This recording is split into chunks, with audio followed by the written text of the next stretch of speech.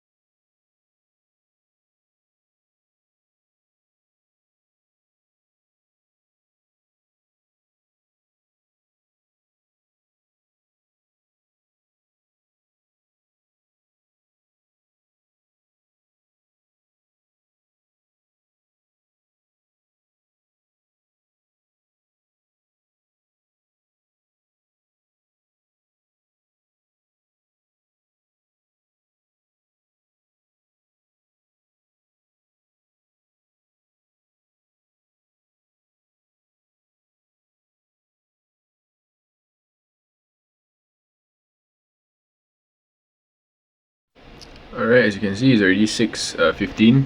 I kind of like slow down the pace of what's it called, the time lapse for the editing part, because I want to see how I edit videos and stuff like that.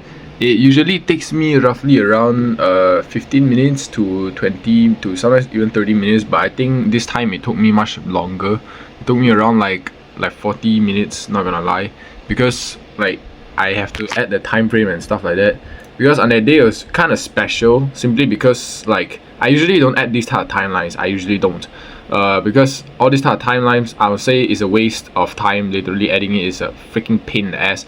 But basically doing it shows that like what time to what time frame that I am working on, so on and so forth. Like I can prove that I actually did the work on this certain time frame. And the point of that is that whenever I go through each time frame, right, I have to look through like my phone. The reason why is because my phone have the vid of basically they have the vid of their time frame of being recorded. That's how I can see the time.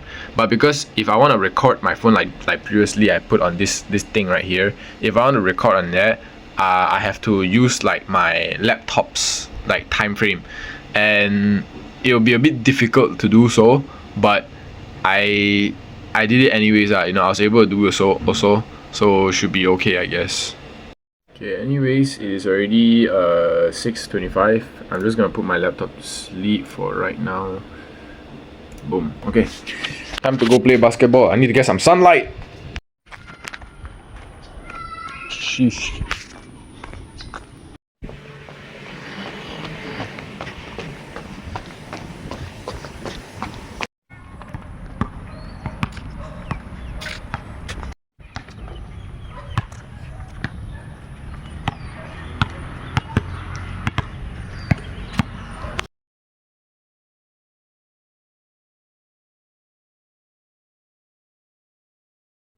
Damn, it's late at night.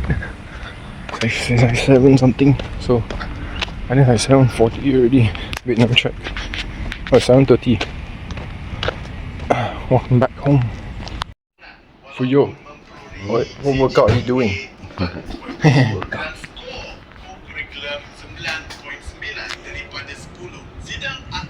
That's back.